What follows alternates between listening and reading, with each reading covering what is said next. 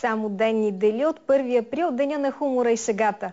В арт къща куклите вече са се подготвили с нетрадиционна изложба с герои от нашето време. А кой открива изложбата, ще видите в репортажа на Боряна Каменова. Поп-филантроп с билет за рая в ръка, ченгето с риторичното питане «Какво правим сега?», фолк-фурията, докторът, който се моли за финансова инжекция. Това са актуалните кукли на Анелия. Разбира се, и без политика не може. Реших, че една депутатка трябва да му подаде постановление на Министерския съвет за откриване на моята изложба. Знаеш ли кой е това? Бойко Борисов.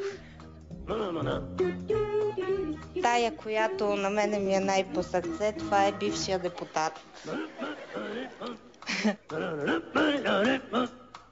Другите образи са добре познатите ни махленски клюкарки, както и баба реститутка, която гордо държи нотариален акт.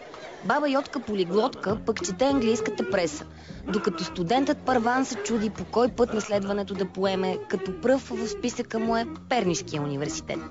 Анелия не е забравила и себе си да включи в колекцията. В тази. Това е една любяща съпруга, на която е забранено да бие мъжа си пред хора, може само вкъщи.